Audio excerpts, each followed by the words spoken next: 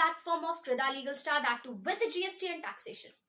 Guys, आप सभी को पता है कि मैं जीएसटी के कंसर्न में नोटिफिकेशंस हो, अपडेट्स हो, टाइमली बेसिस पे लाती रहती हूँ। अगर आप चैनल पे पहली बार आ रहे हैं तो मेरा हम्बल रिक्वेस्ट है, आप चैनल को सब्सक्राइब कर लीजिएगा, बेल आइकन को प्रेस कर लेना, जिससे कोई भी इंपॉर्टेंट इन्फॉर्मेशन हो वो मिस ना हो। जैसे कि अभी हाल ही में जो नोटिफिकेशन 15/2021 आया, जिसमें सीजीएसटी रूल के अंतर्गत चेंजेस की बात की गई, उसे अब अगर आप उस नोटिफिकेशन को देखना चाहते हो तो आप हमारे आई बटन पे क्लिक करके उस वीडियो को देख सकते हैं। हालांकि आज के सेशन में एक इंपॉर्टेंट सर्कुलर के बारे में मैं बात करने वाली हूँ। सर्कुलर इज 148 जो कि आया है 18 मई को।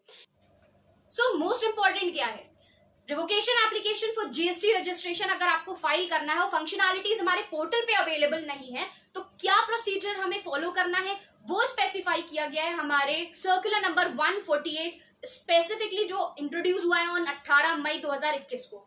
So let's begin with the session जहां पे मैं आपको बताऊंगी कि क्या क्या फंक्शनैलिटीज को फॉलो करके आप अपने डेट का एक्सटेंशन ले सकते हैं 30 डेज से 90 डेज तक का। So guys here we come, ये हमारा सर्कुलर नंबर 148 है। सर्कुलर नंबर 148/04/2021 ये बहुत ज्यादा इंपॉर्टेंट है। किन के लिए? For all those GST practitioners के लिए, टैक्स पेयर्स के लिए जिनका जीएसटी नंबर कैंसिल हो गया है by the proper officer due to non payment of taxes. आपने पेमेंट ऑफ टैक्सेस नहीं किए हैं कंसेक्यूटिवली दो टैक्स पीरियड्स के, तो इस केस में नॉर्मली यही होता है कि जीएसटी नंबर आपके कैंसिल कर दिए जाते हैं। तो भाई अगर आपका जीएसटी नंबर कैंसिल हो गया है तो आप रेवोकेशन के लिए नो डाउट अप्लाई करोगे। हम सभी को पता है कि 30 दिन का पीरियड मिलता है, ठीक है। नॉर्मली 30 डेज का पीरियड आपको दिया जाता है रेवोकेशन के लिए अप्लाई करने को। फर्दर अगर आप चाहो तो इसका एक्सटेंशन और मिल सकता है, मतलब 30 दिन से ऊपर 60 दिन का, 60 दिन से 90 दिन का। ये कब होता है? जैसे कि हम सभी को बताया गया था या मैंने अपने प्रीवियस वीडियो में भी बताया था, 15/2021 का जब नोटिफिकेशन आया था उसमें बात की गई थी रूल 23 सब रूल 1 के अंतर्गत कि ये टाइम पीरियड बढ़ सकता है अगर आपके एडिशनल जॉइंट कमिश्नर या कमिश्नर जी चाहें तो। भाई ऐसा हो सकता है, ठीक है। उसके लिए रिक्वेस्ट करनी पड़ेगी into the form of GSTREG21 form के अंतर्गत जो पोर्टल पे फंक्शनैलिटी अवेलेबल होनी चाहिए उस फंक्शनैलिटीज का यूज करके आप एक्सटेंशन ले सकते हो। बट फॉर द टाइम भी हम सभी को पता है अभी तक ये फंक्शनैलिटी जीएसटी पोर्टल पे नहीं आई है, ठीक है। तो हम कैसे करेंगे अपने इस ये जो एक्सटेंशन करना है रेवोकेशन पीरियड का जीएसटी के कंसर्न में हमें, जिससे जीएसटी रजिस्ट्रेशन नंबर हमारा वापस से मिल जाए, तो हम क्या प्रोसीजर फॉलो करने वाले हैं उसको हम इस वीडियो में देखेंगे। ये सर्कुलर सब कुछ आपको स्पेसिफाई कर देगा। वीडियो को स्किप मत करना गाइस, मैं बहुत शॉर्ट फॉर्म में इस पूरा वीडियो का जो जिस्ट फॉर्म है वो आपको दिखाने की कोशिश करूंगी, समझाने की कोशिश करूंगी। अगर चीजें समझ में आ जाती हैं प्लीज लाइक जरूर कर दीजिएगा, चैनल को सब्सक्राइब कर लेना अगर पहली बार आ रहे हो, और शेयर कर देना ज्यादा से ज्यादा लोगों में, जिससे जिन्हों को रेवोकेशन के लिए अप्लाई करना है उन्हें भी इस अपडेट के बारे में पता हो।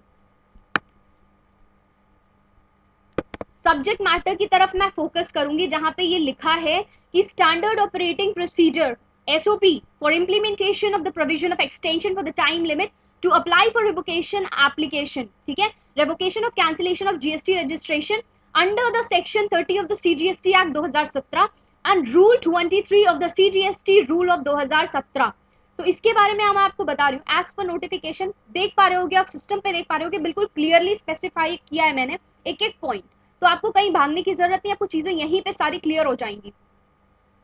नोटिफिकेशन नंबर 15/2021 का जो आया था उसके अंतर्गत रूल 23 सब rule 1 revocation application for GST के कंसर्न में बात की जा रही थी, जिसमें टाइम लिमिट जो था वो 30 डेज का दिया गया था। It can further be extended to 90 days. कब भाई? जब आपके एडिशनल ज्वाइंट कमिश्नर या कमिश्नर परमिशन दे तो आप फाइल कैसे करोगे? In the form of GSTREG 21 के अंतर्गत, ठीक है, बेसिकली। और अगर मान लीजिए ये फंक्शनैलिटीज अभी पोर्टल पे अवेलेबल नहीं है, ठीक है, ये फंक्शनैलिटी अगर पोर्टल पे अभी अवेलेबल नहीं है तो आप किस मेथड का यूज करोगे, ठीक है। ये जैसे कि अभी फॉर्म अवेलेबल नहीं है तो अभी हमें क्या करना होगा वो बात इस सर्कुलर में स्पेसिफाई कर दी गई है। सी लाइक यहाँ पे मेंशन्ड है कि as per section 30 of the CGST act any registered person whose registration is being cancelled by the proper officer on his own motion, on his own motion का मतलब भैया टैक्सेस पे नहीं किया, ये हमारा खुद का मोशन है, may apply to such officers in the form of GST REG 21, ठीक है 21 है, for revocation of cancellation of registration 30 दिन के अंदर अप्लाई कर सकते हो from the date of service of cancellation order। Service of cancellation order का मतलब जब आपको ऑर्डर इश्यू किया गया है कि आपका जीएसटी नंबर कैंसिल कर दिया गया है। in case the registered person applied for revocation application beyond 30 days within 90 days for the date of the service of cancellation order, कौन से स्पेसिफिक प्रोसीजर का यूज किया जाएगा वो हम यहाँ पे जानना चाहेंगे।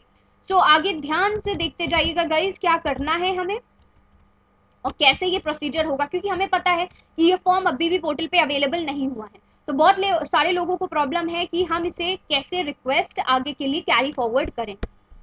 सो 4.1 स्पेसिफिक एक्सटेंशन की बात करता है कि मान लीजिए आपको जो एक्सटेंशन चाहिए है वो एक्सटेंशन है 30 दिन से 60 दिन का, ठीक है। तो यहाँ पे मैंने सारे बुलेट पॉइंट स्पेसिफाई कर दिए हैं कि पूरे इस मैटर में क्या जस्ट है, तो आपको समझने में इजी होगा।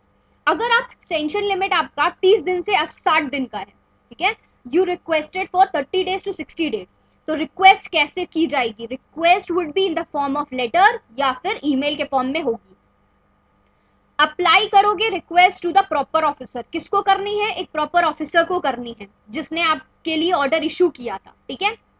Provide the specific reason for request, ये जो रीजन स्पेसिफाई करना बहुत जरूरी होता है कि आपको एक्सटेंशन क्यों चाहिए, ठीक है। Further it is being said that कि प्रॉपर ऑफिसर जो है ना सेंड करेगा, आपने जो लेटर भेजा है या जो मेल भेजा है उसे वो जॉइंट या एडिशनल कमिश्नर को फॉरवर्ड करेगा। किस लिए? कि आप भाई अपना डिसीजन कैरी फॉरवर्ड हमें कर सकते हैं।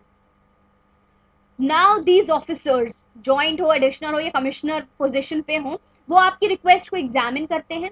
नाउ इनके पास ये सिचुएशन आती है कि ये भाई आइदर एक्सेप्ट भी कर सकते हैं या रिजेक्ट भी कर सकते हैं। आपकी रिक्वेस्ट एक्सेप्ट भी की जा सकती है और आपकी रिक्वेस्ट रिजेक्ट भी हो सकती है। They may even give you the proper opportunity, वो प्रॉपर अपॉर्चुनिटी देते हैं आपको कि भाई आप देख लीजिए, आपको प्रॉपर अपॉर्चुनिटी देते हैं फॉर क्लैरिफाइंग योर ग्राउंड्स, आप अपने ग्राउंड्स को वहां पे क्लियर कर लेते हो, ठीक है, कि ये रीजन था, इस वजह से मैंने ये फर्दर एक्सटेंशन की रिक्वेस्ट डाली है, ठीक है। ही मे फर्दर एक्सेप्टेड, मान लीजिए उन्होंने एक्सेप्टेंस दे दी, ठीक है।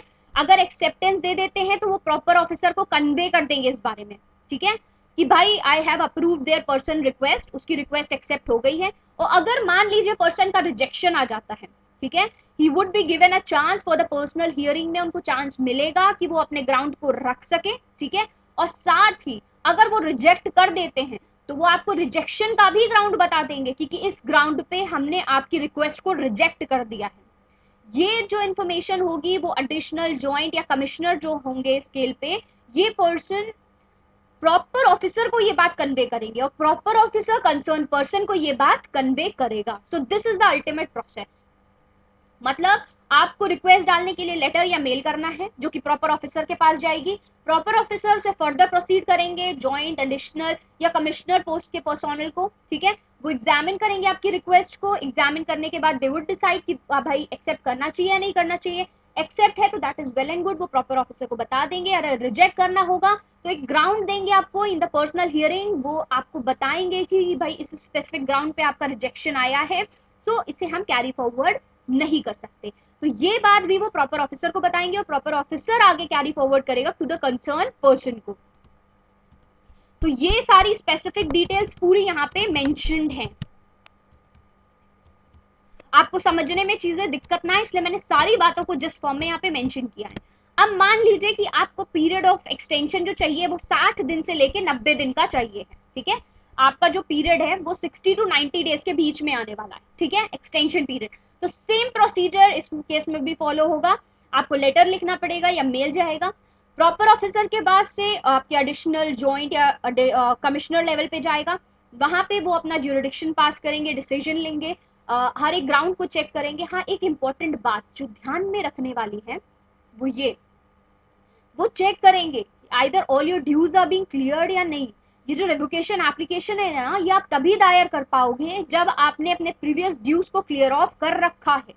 अगर आपने अपने प्रीवियस ड्यूज को क्लियर ऑफ नहीं किया है तो ये एक्सटेंशन आपको नहीं मिलेगी।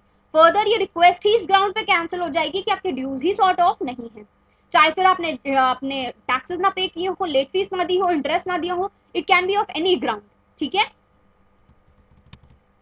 Most important line, the circular shall cease to have an effect once the independent functionalities for the extension of the time limit for applying in the form of GST REG 2121 is developed onto the GST portal. एक बार ये form functionalities आपके GST portal पे आ जाए तो ये जो system है, ये जो प्रोसीजर है जो सर्कुलर 148 में डिफाइन किया गया है, ये हटा दिया जाएगा। देन एंड इटसेल्फ इसे नल एंड वॉइड कंसीडर कर दिया जाएगा, इस प्रोसीजर को मान्यता नहीं दी जाएगी।